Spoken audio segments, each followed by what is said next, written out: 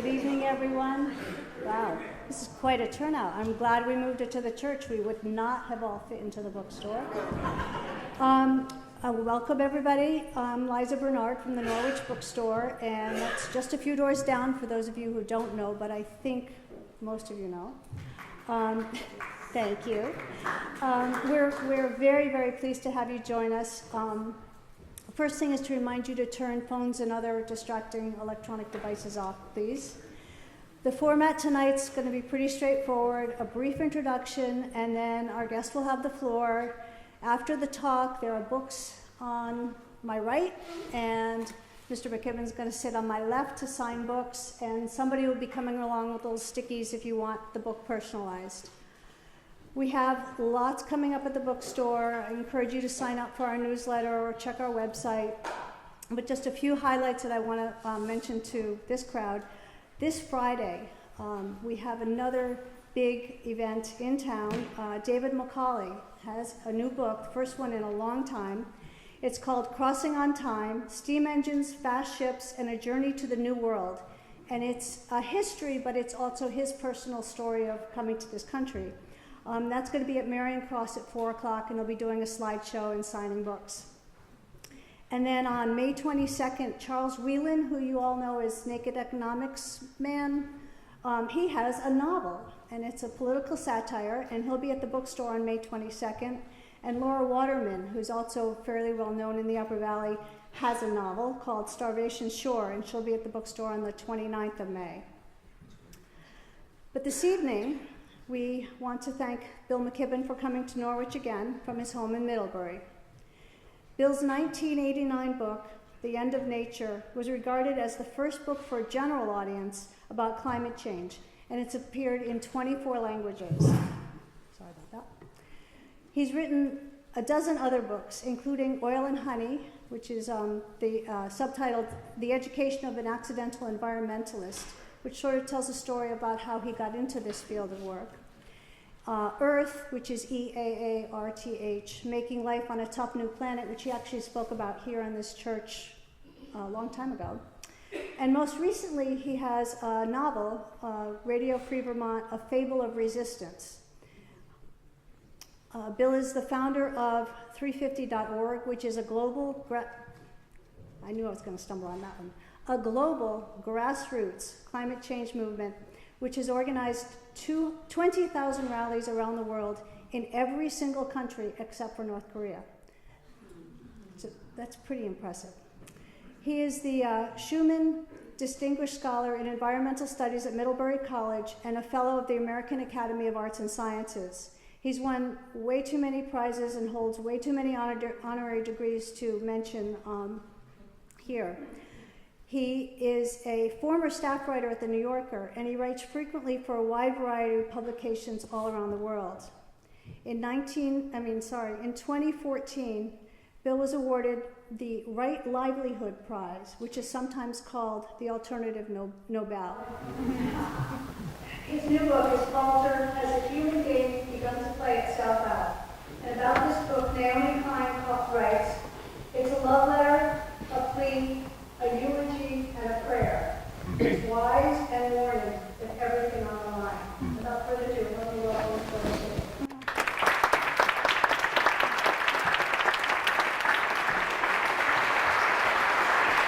Thank you. Thank you so much for that kind introduction. It's awfully nice to be here in blessed Norwich, and on such an amazingly beautiful day. I've been away for 3 or 4 weeks out organizing and crisscrossing the country, and my wife, every day I'd call her and she'd say, oh, it's cold and raining. I got back Monday and I was like, well, it looks pretty good to me. I don't know what you're complaining about. It's beautiful. It's always nice to be in the bookstore, you know, when I get to go over there, and y'all are all wise enough by now to have figured out that those communities that neglected their local bookstore no longer have one, so thank you for supporting those guys. But it's really fun to be in this beautiful church, too.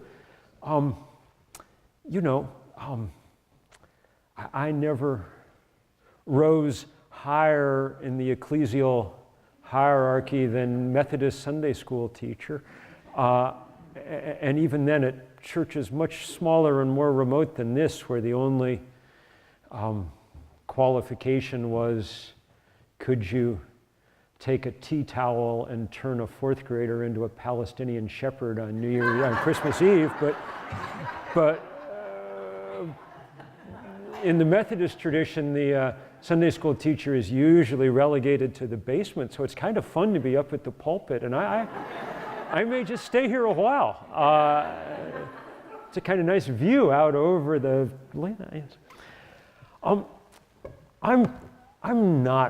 read a little bit from this book in a minute, just a little bit though. It's not really, it's not poetry. It's not the kind of book that you really benefits enormously from, and you all are capable of reading and things. So I thought what I'd do instead is just talk for a few minutes about some of the things that I've kind of learned over the 30 years since I published that first book about climate change in 1989. Someone was showing me the other day, I was off someplace, and they were showing me the author photo from the first edition of that book, and I was 27 when I wrote The End of Nature, and so 28 when it was published, and so the author photo, I have full head of black hair and all that, and I was looking at it with all the sort of slightly bittersweet feelings that one has. But I was reflecting that, in fact, it's entirely normal that over 30 years one looks different. It would be odd if one didn't. What's tragic is that over the same 30-year period, the Earth has come to look entirely different, and that's not supposed to happen. Planets are supposed to be stable on a decade time scale, and ours isn't. If you take a picture of the Earth from outer space now, it looks entirely different than it did in the late 1980s. 70–80% of the summer sea ice up in the Arctic is gone. On the list of lessons for me over the last 30 years, the first is that change can come with enormous speed, is coming with enormous speed, that we cannot take even for a minute for granted the stability of the planet onto which we were born. That is the fact of our time. And of course, one's thinking about it hard today because you all saw this report from the UN yesterday pointing out that we're in the midst of this most horrifying of extinction crises, that we may lose 1 million species over the next 20 or 30 years. Given how much things have changed in the last 3 decades, that's not just possible, it's at this point probable. Nothing on the planet, nothing that's happened approaches in human history the scale of what we're now doing to the physical Earth that supports us. 30 years ago, one was kind of issuing warnings about what was to come. Now it's the brute reality of everyday life for hundreds of millions of people on any given day. Sometimes we see pictures of what that looks like because it happens in places where there are cameras. Everybody got to watch last autumn as a city literally called Paradise literally turned into hell inside half an hour. And all of us who live in rural areas were completely able to imagine what it would be like to try and flee down a 2-lane rural road while the trees around you were toppling over on fire, But usually, things happen where there aren't so many cameras. The iron law of climate change is the less you did to cause it, the more likely you are to suffer. So, have some room in your hearts right now for people in Mozambique. They've had the 2 strongest cyclones in the history of Southeast Africa in the last 5 weeks. The second one, which came in about 10 days ago, dropped 6.5 feet of rain on parts of Mozambique. Y'all remember what 12 or 13 inches from Irene managed to do to us, imagine 6.5 feet of rain and what that's like. Even those truly dramatic and violent moments are probably less important than the insidious, daily, constant change that we see now. The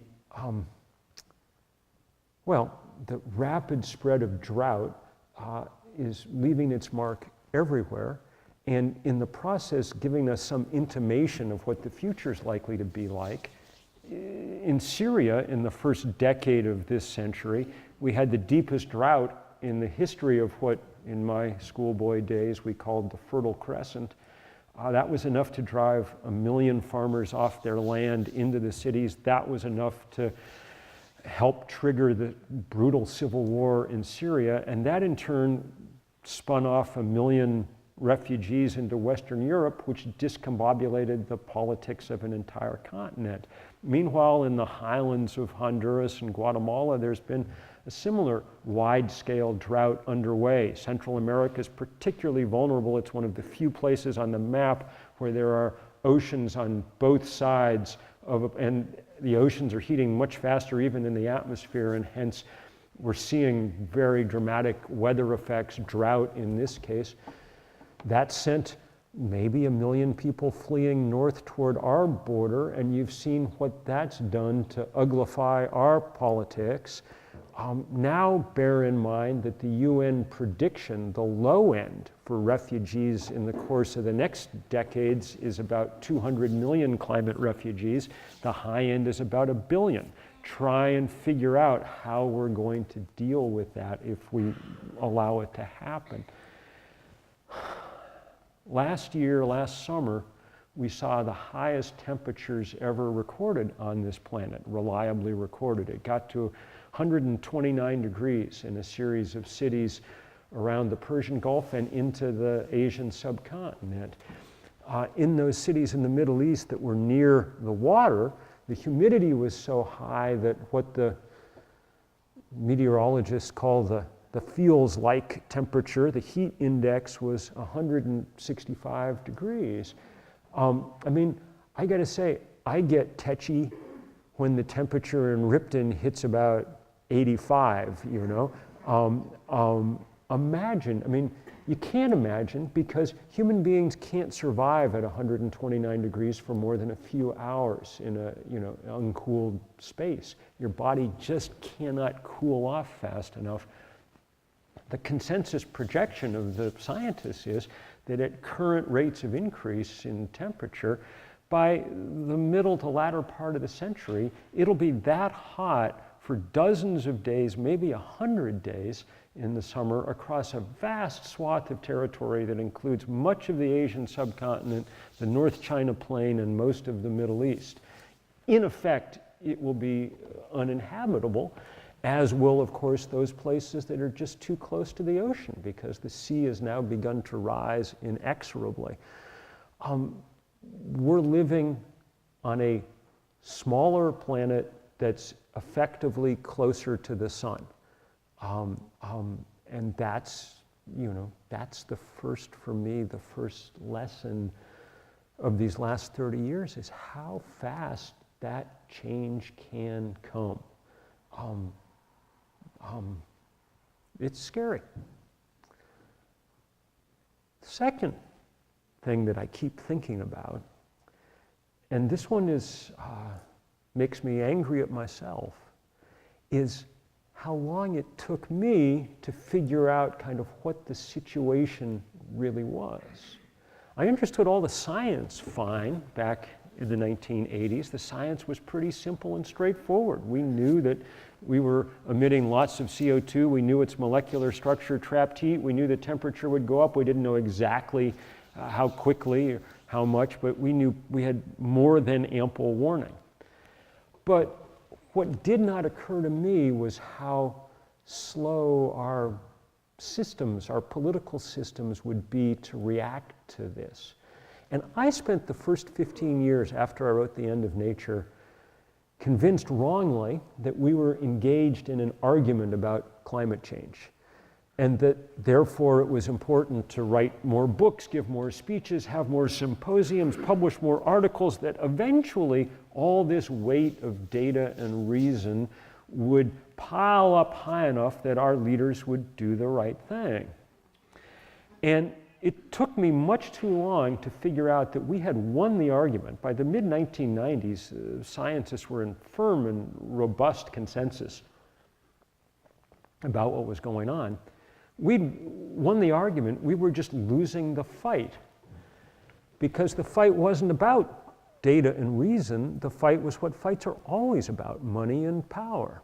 And the fossil fuel industry, the richest industry on earth, had enough money and hence enough power to be able to keep their business model going, even at the cost of breaking the planet, which was and is the cost.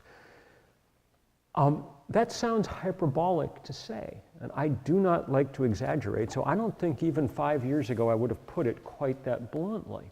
But we've learned an immense amount over the last few years from great investigative reporting, some of which I recapitulate in this book, from the LA Times, from the Columbia Journalism School, elsewhere, that documented in excruciating, and in this case, really excruciating detail, all the story about what the oil companies knew back in the 1980s, which essentially was everything.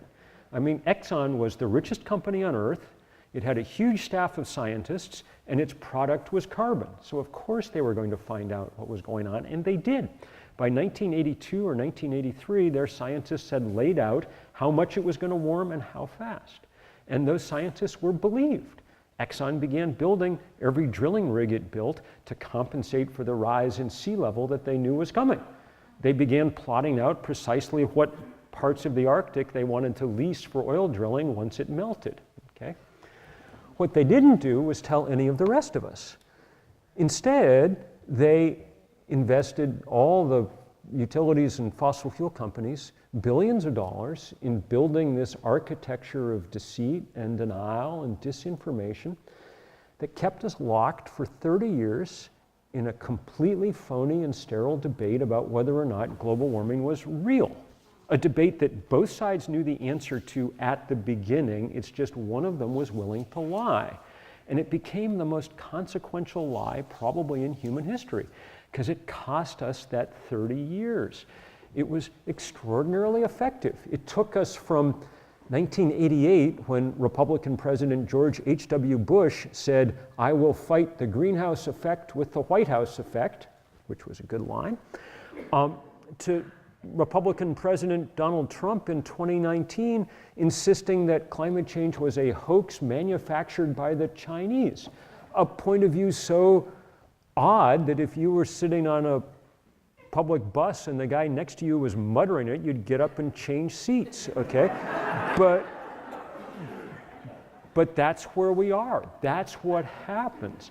If you want to, when you have that much money to spread a very big lie, if you want the kind of man in the high castle alternative history version of what could have happened, I mean, imagine that in 1988, NASA scientist Jim Hansen testifies before Congress, as he did, that global warming was real. And that night, the CEO of Exxon goes on TV and says, "You know what? Our scientists are saying the same thing."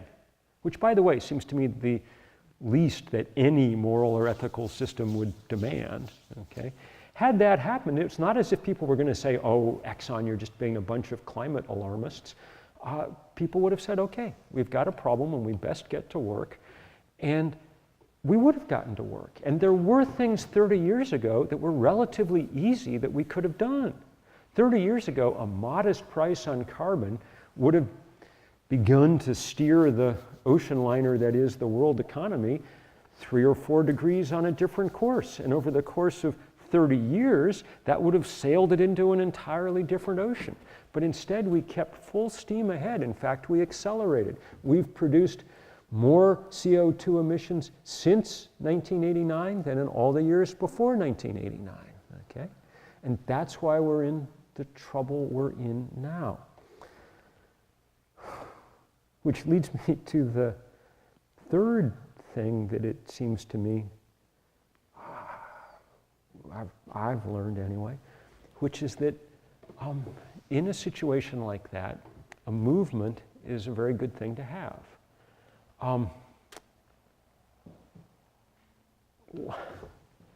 The only way history would indicate that occasionally you can stand up to that kind of concentration of power and influence is by getting large numbers of people engaged in a fight. And if you do, then there's at least a chance that it will serve as sufficient counterbalance. So that's what we've been trying to do for a number of years now. When we started 350.org, there was no climate movement really around the world. And 350.org was a fairly pitiful attempt to start one. I mean, at the beginning, it was myself and 7 undergraduates at Middlebury College, so over in Addison County, you know, and we had no money and we just decided we were going to try and organize the world, which is patently a ludicrous idea. There were 7 students, there were 7 continents, each one took one. We went to work. The guy who got the Antarctic had to do the internet too, you know, and we set out to sort of find people like ourselves. They're not everywhere an environmentalist, but there's everywhere someone interested in development, in public health, in hunger, in women's rights, in war and peace, and all the things that we cannot have on a rapidly degrading planet, and those were our allies. And what do you know? They stood up very quickly and began to form this movement, and it's been exciting to watch it around the world over those 10 years develop.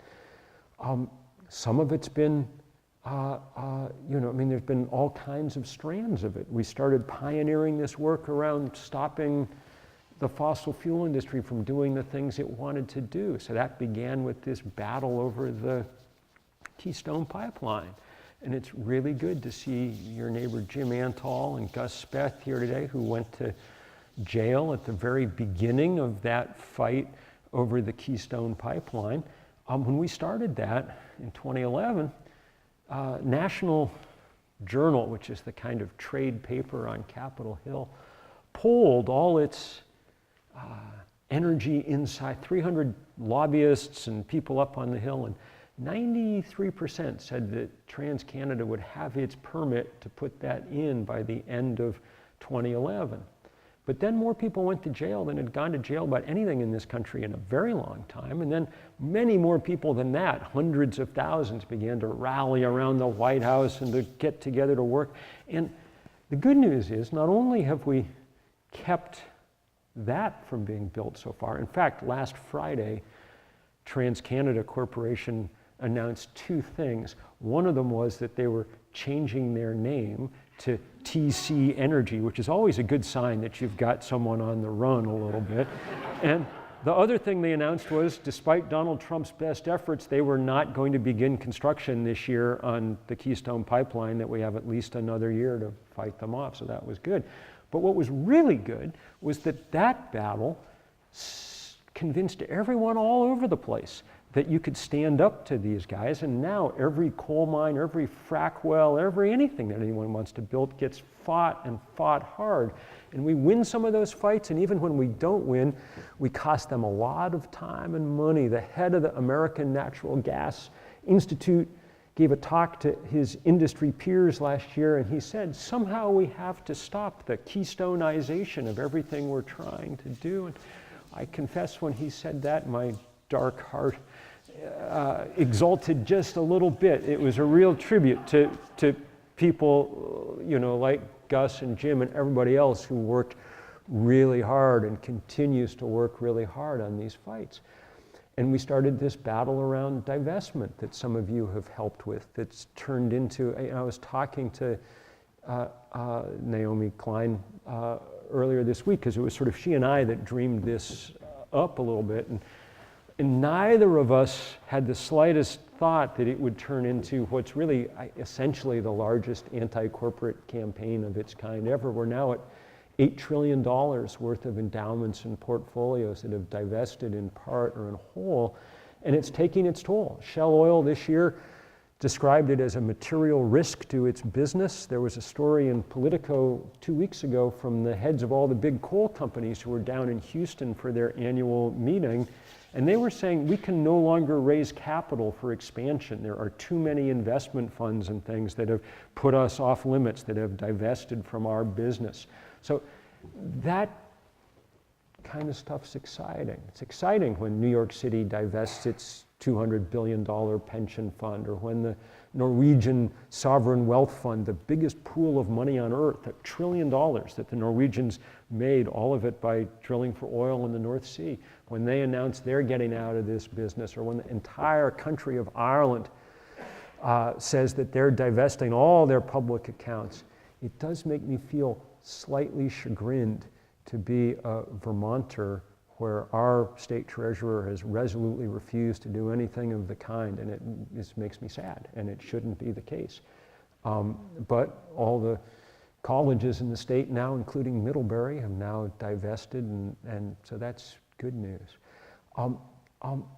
What's really good news is that all these things, this sort of movement work that everybody did, a lot of people in this room to get this going, now is just blossoming in remarkable ways. So for instance, kids around the country who worked on that fossil fuel divestment thing when they were on campus, when they got out of school, they wanted to keep working. So they formed this group called the Sunrise Movement, and they're the ones who have brought forth the Green New Deal and convinced Bronx Congresswoman Ocasio-Cortez to be their backer, and Ed Markey, and that's the most remarkable legislative initiative we've yet seen, and it's polling remarkably well. Indeed, everything's polling remarkably well. CNN had a poll on Wednesday saying that for Democratic voters in this primary season, climate change is by far now the biggest issue, ahead of healthcare, ahead of jobs and the economy, ahead of everything.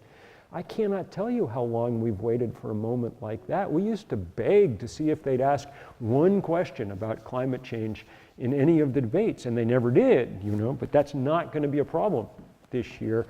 It's a moment, and it's a moment all around the world. Maybe you saw the pictures from London over the last few weeks where this group Extinction Rebellion sort of did civil disobedience out in the streets day after day, and so effectively that they really did alert. The polling showed that 2/3 of Britons were now very worried all of a sudden about climate change.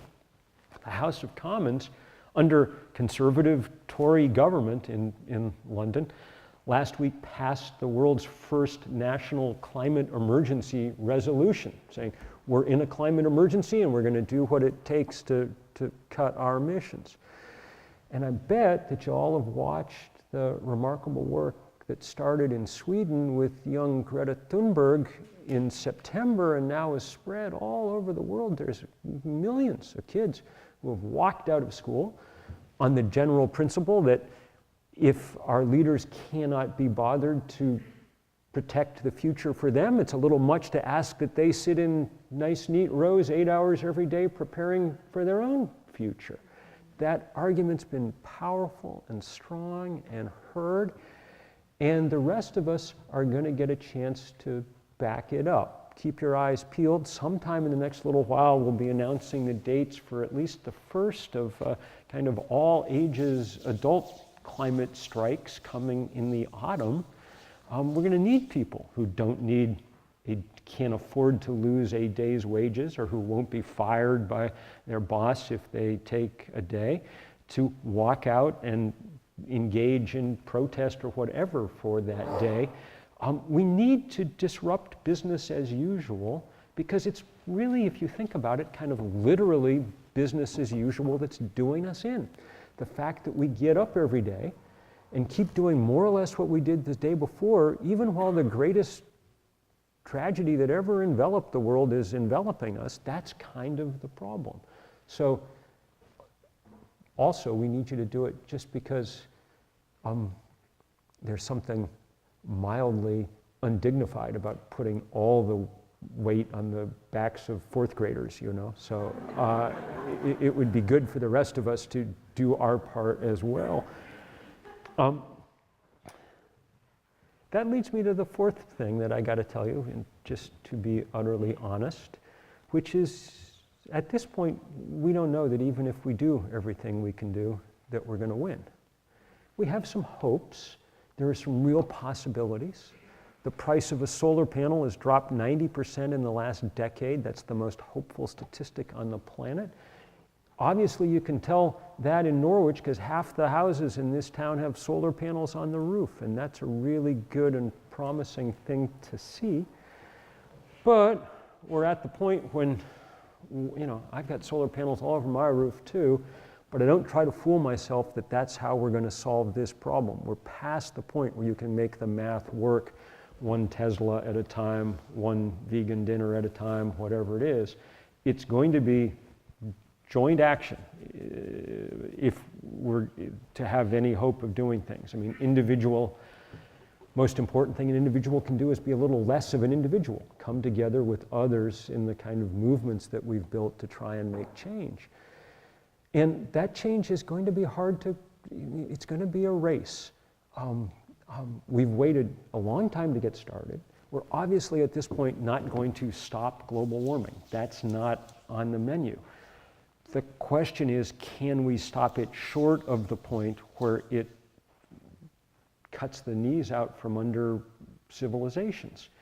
We don't know the answer to that. There are scientists who think maybe we've waited too long already. The news from, say, the Arctic is really depressing. I don't know whether you saw within hours yesterday of this release of the report from the UN, our Secretary of State, Mike Pompeo, who in his congressional career took more money from the Koch brothers than any other member of Congress, he was giving a speech in Finland yesterday at the Arctic Council conference, and everybody else there was going on and on about what a tragedy it was that the Arctic was melting wholesale at the most rapid possible rate. Mr. Pompeo, our representative, said that he thought it was a terrific thing that it was melting, that it couldn't happen fast enough, that as it melted we'd find gold and diamonds there underneath, that as soon as it had fully melted, we'd be able to ship things back and forth to China 2 weeks faster than we can ship them now because we'd have a northern shipping route. This is insanity on a clinical level, okay? This is what happens if you read too much Ayn Rand at, the wrong moment in your life. If you take too much money from the Koch brothers, if any of these things. But that's what we're up against. So we don't know how it's going to come out. Dr. King, my particular hero, would always say at the end of talks, he'd say, the arc of the moral universe is long, but it bends toward justice, which I think translated means this may take a while, but we're going to win. The arc of the physical universe is short, and it bends toward heat. And if we do not win soon, then we have no choice, no chance. That's why it seems urgent to me. That's why I hope you all will figure out things to do. A way of saying it is, the planet is miles outside its comfort zone now. Miles and miles. All its systems in violent and chaotic flux. The ocean is 30% more acidic than it was. Great Barrier Reef, largest living structure on planet Earth, is half as living as it was 4 years ago. Just name a system and I'll tell you what's happening to it. The planet's way outside its comfort zone, so we better get outside ours too. Whatever that comfort zone is, you got to push the edge of it some. And that's, for me, been probably the most important thing I've learned over these years. I'm the furthest thing from an activist by inclination or trade. I'm a writer. Writers are almost always introverts. It's good to be here with y'all, but I'd just as soon be home in Ripton typing. That's what I like to do. And I certainly didn't think when I was coming up that I was going to end up, routinely in handcuffs and things. But that was, at least for people with skin color the color of most of the people in this room, that's not the end of the world. The end of the world is the end of the world. So that's why we need to figure out what we can do, or so it seems to me. especially because, and here I will read just a little bit, especially because the world is such a beautiful place. This world that we were born into and the people we were born into it with are magnificent and well worth one's life's work to try and protect. I'll read just a little bit from the end, which ends in a very strange place. It ends in Cape Canaveral. I went down there because part of the book is about, there's also a part of this book that's not just about climate change, it's about advanced artificial intelligence and human genetic engineering and things that seem to me the way that climate change did 30 years ago. Existential risks that haven't yet fully broken over our heads, but that you can easily see coming if you pay attention. And so one of the hopes of this book is that maybe we'll have those discussions before, not after, things are entirely out of control. But watching them and thinking a lot about the Silicon Valley billionaires who are behind all this work, one of the things that interested me was the fact that one thing they all have in common is a great desire to get out of here. They're all building rocket ships, okay? And there are, it's possible that their departure would not be the worst possible outcome to the whole thing, but so I went down and I watched one of Elon Musk's rockets go off, and it was fun. I was 9 years old when Apollo 11 went to I thought that was, and I still do think it's about the coolest thing I ever saw, you know. So it was fun to watch it, but what was much more fun was the night before. Well, I'll read you just a little bit about all this. I spent the day before out with two guys from NASA out touring Cape Canaveral. And I'd been warned beforehand by all the PR people not even to ask these guys about climate change, because in the current environment, if they said anything, they could get fired, and I didn't. And anyway, it was entirely unnecessary. I mean, as soon as you got up on the dunes, you can see the problem. The launch pad complex where we sent people to the moon and where anyone who's going to go to Mars will go from, launch pad 39, is a couple of 100 yards from the ocean. Which is a good idea in terms of launching a rocket, because if something goes wrong, it falls into the sea. But it's a bad thing because the sea is rising.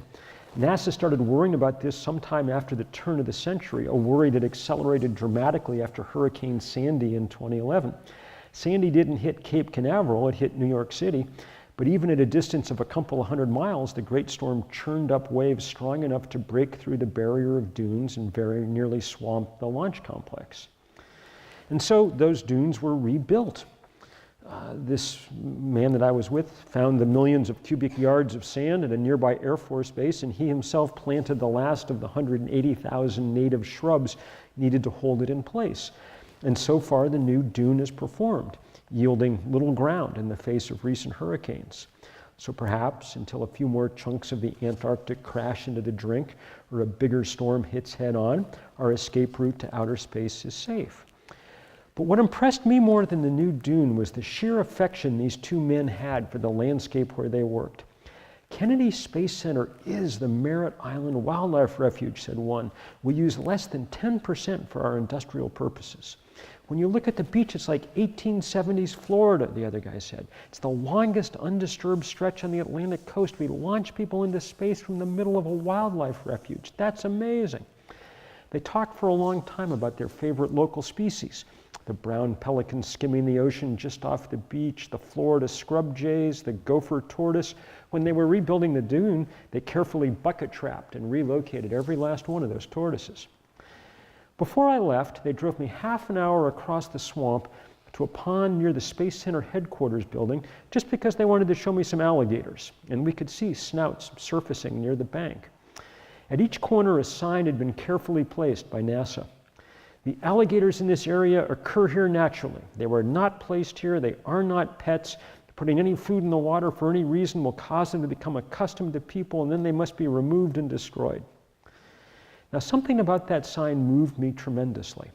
It would have been easy enough to poison the pond, just as it would have been easy enough to bulldoze the gopher tortoise, But NASA didn't, because of a long series of affectionate laws that drew on an emerging understanding of who we are. John Muir, in some ways the first self-conscious Western environmentalist, crossed Florida on his 1,000-mile walk from Louisville to the Gulf of Mexico in 1867, a trip he used to form his first heretical thoughts about the meaning of being human. From his diary, "The world, we are told, was made especially for man, a presumption not supported by all the facts. A numerous class of men are painfully astonished whenever they find anything living or dead in all God's universe which they cannot eat or render in some way what they call useful to themselves." His proof that this self-centeredness was wrong was the alligator, numbers of which he could hear roaring in the swamp as he camped nearby, and which clearly caused man mostly trouble. But the alligator was wonderful nonetheless, Muir thought, a remarkable creature perfectly adapted to his landscape. "I have better thoughts of these alligators now that I've seen them at home," he wrote. Indeed, he addressed the creatures directly. "Honorable representatives of the great saurian of an older creation, may you long enjoy your lilies and rushes, and be blessed now and then with a mouthful of terror-stricken man by way of dessert." Most of us don't go as far as Muir. We still wince when we read of some gator emerging from the water hazard on the 6th hole to chomp down on an unwary golfer. But his basic idea that all of creation matters has made some real headway. That evening, Harland and Dankert, these two men, drew me a crude map to a beach where I could wait the hours until the pre-dawn rocket launch. A beach where they said I'd be likely to spot a loggerhead sea turtle coming ashore to lay her eggs. And so I lay on the sand, north of Patrick Air Force Base and south of the sign erected by the Brevard County Historical Commission to commemorate that here in 1965, Barbara Eden emerged from her bottle to greet her astronaut at the start of I Dream of Jeannie, a key feature of my early intellectual life. The beach was deserted, and under a near full moon, it was easy to see a turtle trundle from the sea. She lumbered deliberately to a spot near the dune where she used her powerful legs to excavate a pit. She spent an hour laying eggs, and even from 30 yards away, I could hear her heavy breathing in between the whisper of the waves. And then, having covered her clutch, she tracked back to the ocean in the fashion of others like her for the last 120 million years. That humans have made her life harder is undeniable. In some places, sea turtles are eaten. In many more, their habitat's been eaten away, often by beachside cities that in turn foster the raccoons and foxes that delight in digging up turtle eggs. But humans have also now set aside beaches for turtles and organized patrols to protect their nests. In some places, they cage each nest in wire to keep the raccoons at bay. Even the new dune that NASA built along the launch pad complex was designed in part to block the lights that often confuse the turtles emerging to build their nests. And so in some places, populations have begun to rebound. We are messy creatures, often selfish, prone to short-sightedness, susceptible to greed.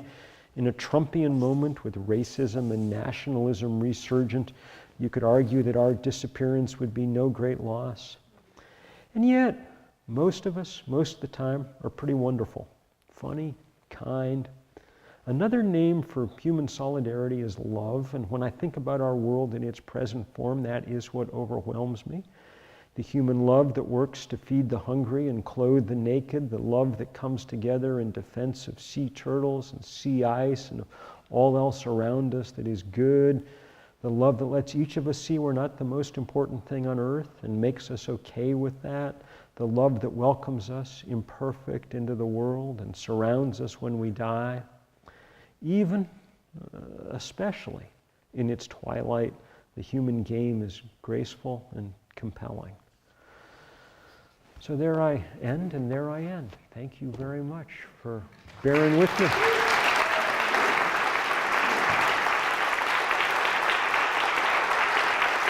And thank you.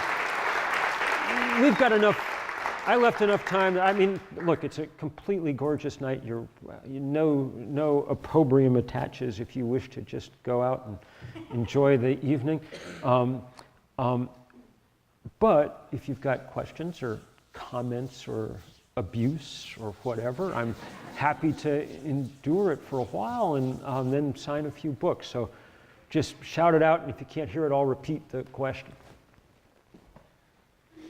McKibben, thank you. I'm not a scientist or an academic of any kind, but I'm very interested in what we're here to talk about.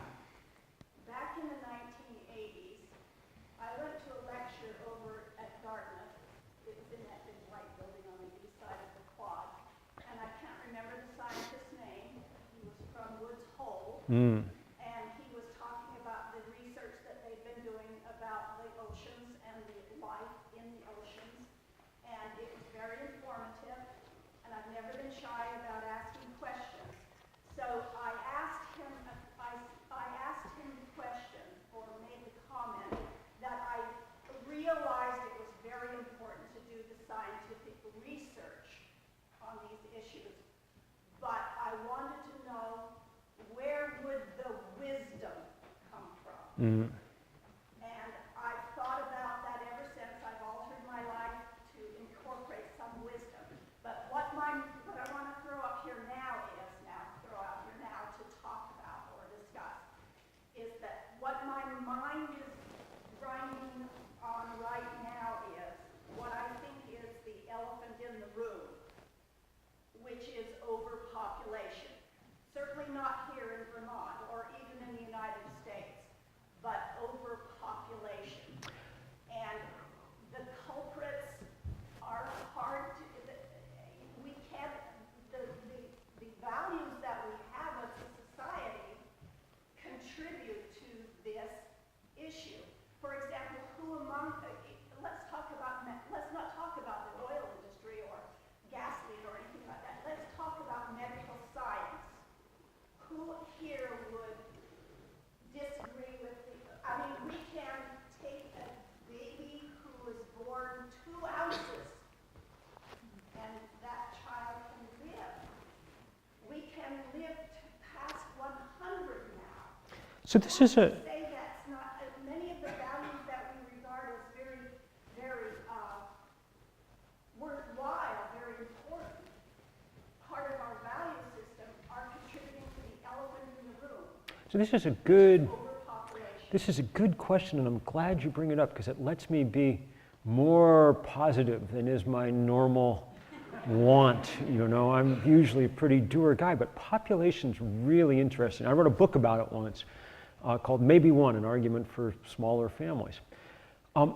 Population's the best example of something where we've made real progress. So you remember in the late 60s, early 70s, when there was a sort of real fear in this country. Paul Ehrlich wrote The Population Bomb, and there was a lot of talk, okay, and that was good. That talk was useful in this country, but where it really mattered was in the developing world, and where people quickly figured out what the real answer to this question was. And it turned out that to the degree that you educated and empowered women, that fertility dropped like a rock. So 40 years ago, the average woman on this planet had 6 children. That number is now 2.3 and continuing to fall. It's the hugest demographic change in human history. And yes, the population's continuing to increase some, but just because there's sort of demographic momentum built in, there's enough people in the right age. But we think by now that it's going to top out in the middle of the century, around 9 billion or so, and then go down. We should continue to work on making sure there's contraception available and continuing to work on educating women, but it's probably not going to deviate we're probably not going to be able to bring it down a lot. In terms of climate change, okay, that's not the biggest problem we face because it's not the biggest driver because almost all that increase in population is coming in places that use so little energy so we forget sometimes. One of the things that I write about in this book is spending some time in Africa, in Ghana, Ivory Coast, Tanzania, watching the utter miracle of the quick spread of solar power to remote places that never had power before. But it reminded me of what the Gulf is in sort of, in consumption and use of, the average American family uses more energy between the stroke of midnight on New Year's Eve and dinner on January 2nd than the average Tanzanian family uses in the course of a year, okay? So in terms of climate change, the number of Tanzanians is sort of a rounding error. Now, there's plenty of other ways, you know, habitat destruction and the kind of things that this UN report yesterday was talking about, where sheer numbers can have a big effect.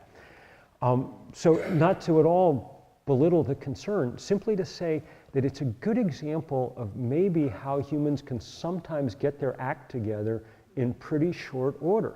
You would have thought that population would be much more hardwired into us than, say, consumption. It seems like it should have a strong Darwinian biological, you know, but it turns out it's incredibly plastic. I mean, it turns out that given a choice, most women, in fact, don't want 6 kids.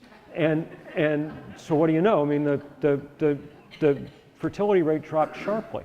So that's one of the things that gives me a certain amount of hope. We don't know what the precise equivalent of female education and empowerment is for bending the consumption curve.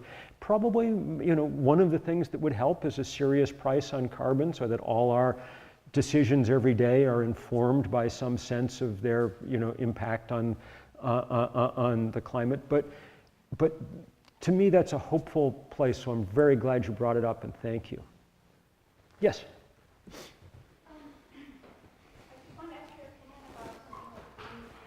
So just a tiny bit louder. Yeah, economist Robert Collins, who works at University of Massachusetts in Amherst, has done a lot of work on trying to determine the cost of shifting from fossil fuels to renewables. And he's a strong supporter of the Green New Deal and the momentum it has created. But I'm going to quote a few phrases from some of his articles. He's worried that it's trying to take too much on at once. He says it's packaging climate action with many other worthy initiatives such as healthcare, housing, jobs. But finally he says he's concerned it makes it too easy for detractors to oppose the Green New Deal without addressing the fundamental climate issue. What is your opinion on that? So the question is, did the people who wrote the Green New Deal go too far and try to put, you know, too many things in it? I think not, for 2 reasons, okay? One is the change that we need to make. I mean, think about the original New Deal, okay? It was in response to a maybe not quite as large a crisis as the one we face, but a very large crisis in America.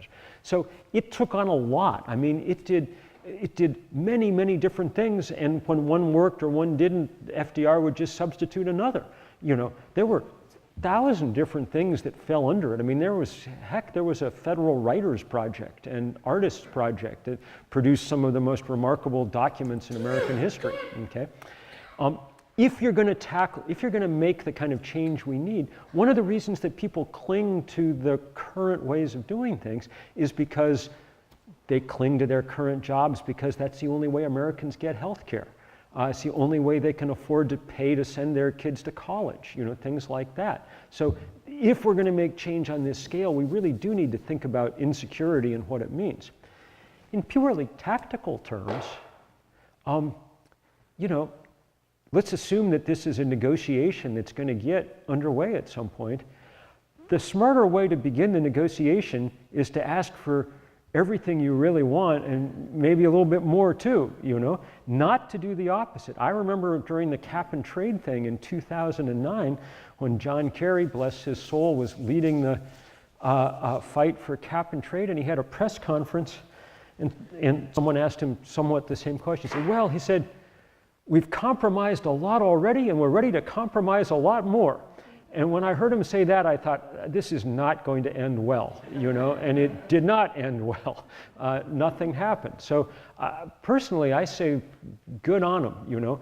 It's fun to watch the young people really, for the first time, propose legislation that's actually on the same scale as the problem that we face.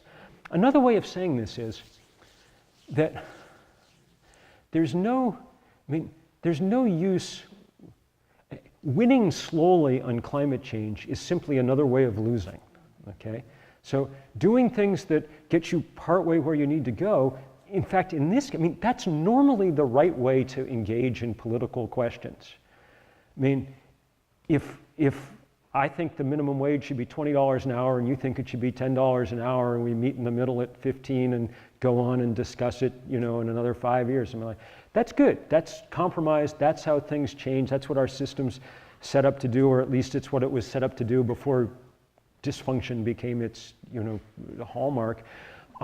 Climate change isn't, in the end, a negotiation between Republicans and Democrats, industry and environmentalists. Those things are going on, but the real underlying debate is between human beings on the one hand and physics on the other. Okay? That's a very tough debate because physics is very uninterested in compromise of any kind. And so at a certain level, we just have to ask for what we need. And the problem is, having wasted 30 years, what we need is now big. I mean, I really have to resist the temptation to say, oh, if only you'd listen to me when, because as I said earlier, 30 years ago, there could have been all sorts of things that would have satisfied every economy, easy to do, cheap, whatever. But those things are by the board now. There's nothing easy that gets us out of the fix we're in. That's what happens when you wait too long to deal with a problem. So for my part, I'm happy with the Green New Deal thing. It's a good question. Bill, a long time ago, I was at a talk you gave to our group out in Idaho or Montana somewhere. My teenage daughter asked you what could she do to help save the environment. And you told her, well, there's a lot of things, but get your parents to buy a Prius. She's now going on to buy two of her own over the last 15 years. Our other son who was there has one, and I'm on my second one. So what would you tell? So now if we're talking cars, now you got to move up. The fact that we're now able to produce electric cars. I mean, look, the technological change has really been swift and interesting. The engineers have done their job as well as the politicians have done theirs badly. Watching the price of all this stuff just plummet is amazing.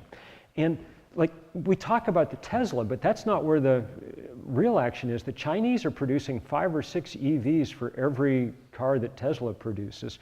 Most of the growth in auto sales now in China is coming in electric vehicles. And what does that mean? That means they're inevitably going to get cheaper and cheaper and spread more and more widely, because that's what happens when China sets its mind on something, We were there last year and we were surprised how quiet the streets were. Yes, yep. And so anyway, my question was, Yeah. what would you answer that child today? I'd answer the way I said earlier. At this point, we're past the point where individual action, everybody can figure out what to do, in their own lives.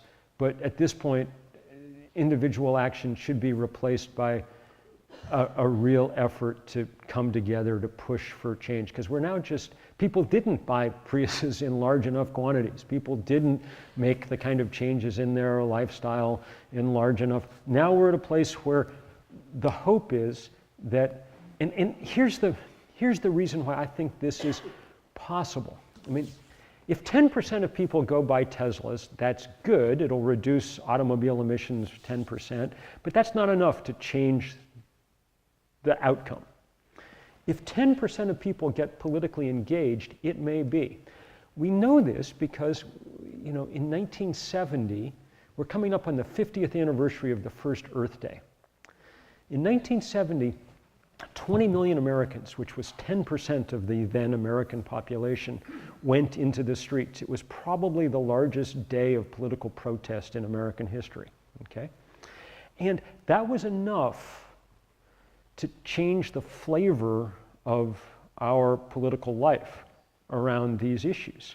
In the next 4 years, Richard Nixon, and there's a couple of people in here like me old enough to remember Richard Nixon. Richard Nixon had not an environmental bone in his body, okay? But Richard Nixon signed every law, the Clean Air Act, the Clean Water Act, the Endangered Species Act, all the things that Gus Speth used for many years to try and protect with great success our air and water. The prize that activists play for, the prize that we're all working toward, is not a particular piece of legislation. It's a change in the zeitgeist. a change in what seems natural and normal and obvious to people. And if we can get that, then the legislation and whatever will follow, okay? So that's why when you know what the date is to go on climate strike or things, that's why your job is to organize everyone you know and make sure your kids organize everyone they know and so on and so forth. Because we need, now it's take 30 million people to get 10% of Americans out. But that's what we, something like that is what we need in order to start tipping this balance. That's what I tell them. That's what I spend my time doing. Organize, organize, organize. Yes? I was just curious, I don't hear a lot about soil conservation in the bigger headlines, but when I studied it in school, it felt like a really promising way of working towards carbon. Yep. Absolutely. Soil is emerging as a kind of star player in this work because we're understanding, we've already got way more carbon in the atmosphere than we should, right? I mean, 350.org takes its name from what the scientists say is the safe level, 350 parts per million CO2. We're at 415 as of yesterday. We set a new record, all-time record yesterday. It's probably the highest that carbon's been for at least 10 million years in our atmosphere, okay? So we've got to figure out how to not only put less in, but draw some out. And soil is a good way to do that. There are farmers that are demonstrating that you can use soil in ways that sequester a lot more carbon. In fact, the French government passed a law in 2015 that mandates farms and incentivizes them to increase by about 0.4% each year the amount of carbon in the soil, and it's working. They're able to do that. This is something, 20 states now have legislation this year in their state houses to, in one way or another, kind of reward soil carbon sequestration. It's really important, and there's some people in Vermont who are working on various aspects of it. It's hard to do it in the time that we have. I mean, the reason that it's difficult is that, like, when we take on the fossil fuel industry, that's hard because they're rich and powerful, but it's a manageable target set. There's 20 companies that we have to break their political power, and if we do, then we'll win that part. The trouble with farming is there's like 1 billion farmers on the planet, and figuring out how you scale quickly enough to change kind of ingrained cultural practices, not to mention the kind of agribusiness model that dominates our agricultural life, is difficult. But it's all important, really important to work on. And we should at the very least be making sure we don't make the problem worse. One small way in which we're quickly making the agricultural problem worse, not better, that we should be thinking about at the moment is the advent of growing marijuana in big industrial quantities. It turns out that no one's ever figured out a way to use more energy growing anything. So I don't know about you, but this is one of these places where we should, Vermonters should be, if you're into this stuff, you should be doing your part by growing your 6 plants outdoors in the sunlight, not in some basement surrounded by grow lights everywhere. I don't know about any place else. In Ripton, everybody figured out last year, I drink beer, so what do I know? But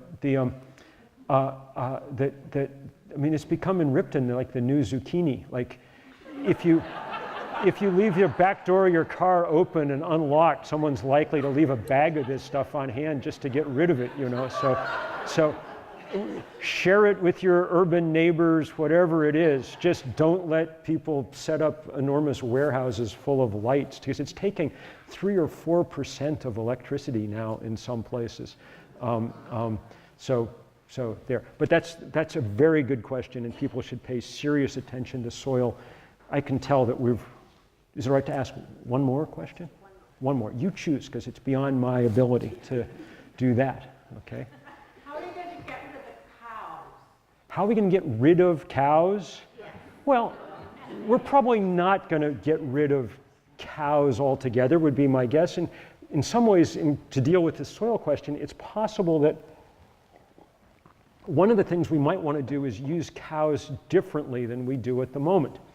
If you're going to eat beef, eat it from local growers and try and make sure that they're doing serious rotational grazing when they do it. This goes to this question about soil.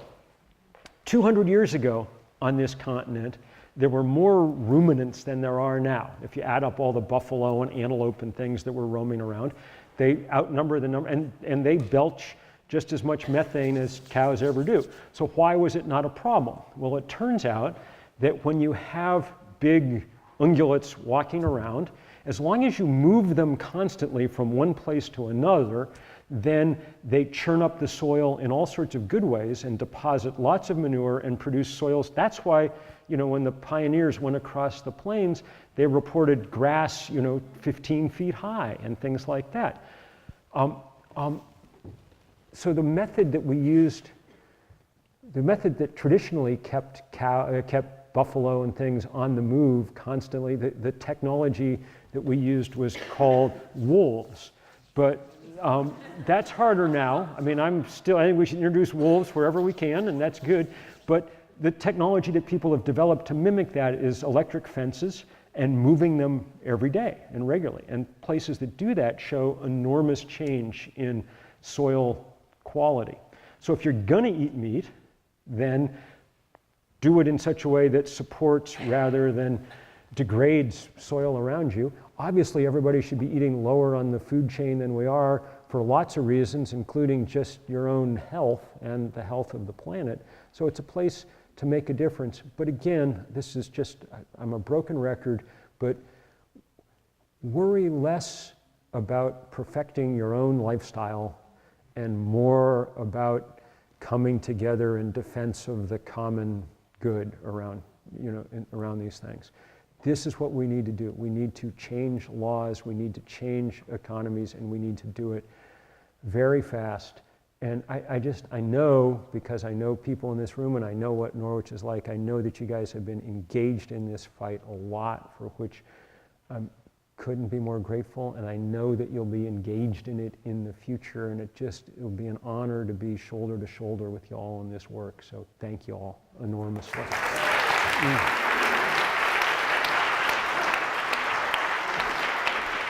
All right.